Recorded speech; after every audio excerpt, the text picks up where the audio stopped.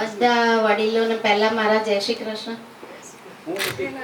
અને એકચ્યુઅલી હું જ્યારે અહીંયા ફર્સ્ટ ટાઈમ આવી હતી ત્યારે ખબર નથી કે આ બધા અહીંયા આટલી બધી ફેમિલી જેવું થઈ જશે, બરાબર. પછી જ્યારે મારા જોબમાંથી ટાઈમ મળે એ રીતે હું અહીં આવતી ગઈ છું.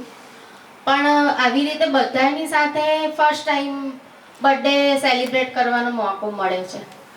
એકચ્યુઅલી ઘરમાં બી કેવું હોય છે કે કોઈને ટાઈમ હોતો જ નથી, બરાબર.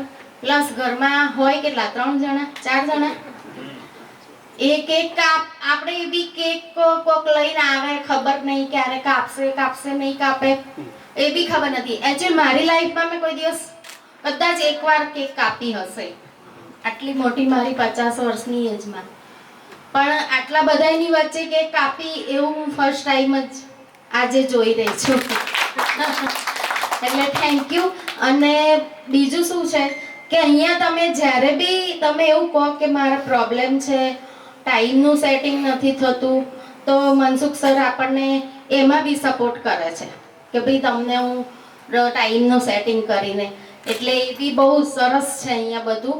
અને એક બીજું કે આપણી લાઈફમાં બધાને અત્યારે ટેન્શન સ્ટ્રેસ બહુ જ છે, પણ એમાંથી બહાર નીકળી અને આપણે અહીંયા આવીએ છીએ ને તો એ આપણે બહુ સેલિબ્રેશન કરીને જઈએ છીએ ને તો આપણું માનસિક જે હોય છે ટેન્શન એ દૂર થાય છે. વધારે પડતું તો એ જ અત્યારની લાઈફમાં મહત્વનું છે, બરાબર. બધા જે એન્જોય કરે છે લાઈફમાં એ મહત્વનું છે. એટલે આ બહુ સારી વાત છે. જય શ્રી કૃષ્ણ.